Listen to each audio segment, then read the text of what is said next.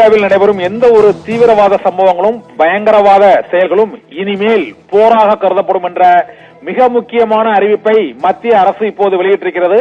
பிரதமர் நரேந்திர மோடி தலைமையில் நடைபெற்ற மிக முக்கியமான உயர்மட்ட குழு ஆலோசனை கூட்டத்தில் இந்த முடிவு எடுக்கப்பட்டிருக்கிறது.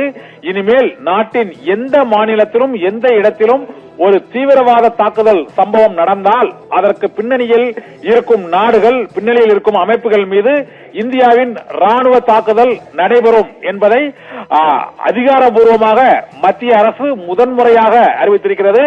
இந்தியாவுக்கு எதிரான போராகவே தீவிரவாத சம்பவங்கள் ஒவ்வொன்றும் கருதப்படும் என்ற அறிவிப்பை மத்திய அரசு எடுத்திருக்கிறது.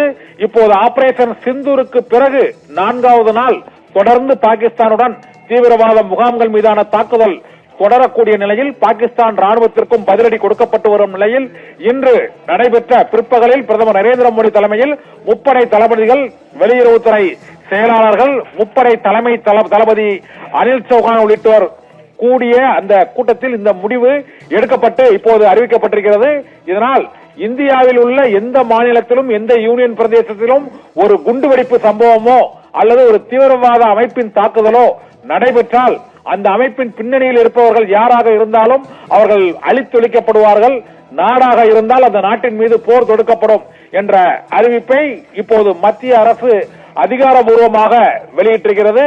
தீவிரவாதிகளின் தாக்குதல் நாட்டுக்கு எதிரான போராகவே கருதப்பட்டு பதிலடி தாக்குதல்கள் நடத்தப்படும் என்பது பிரதமர் நரேந்திர மோடி தலைமையிலான உயர்மட்ட குழு கூட்டத்தில் எடுக்கப்பட்டு மத்திய அரசு இதனை அதிகாரப்பூர்வமாக அறிவித்திருக்கிறது.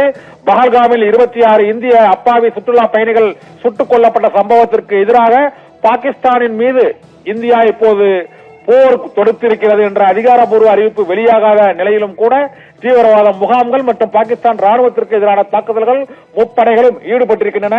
இந்த சூழ்நிலையில் மத்திய அரசு இன்று மிக முக்கியமான அறிவிப்பை, நாட்டில் இதுவரை இத்தகைய அறிவிப்பு வெளியிடப்படவில்லை.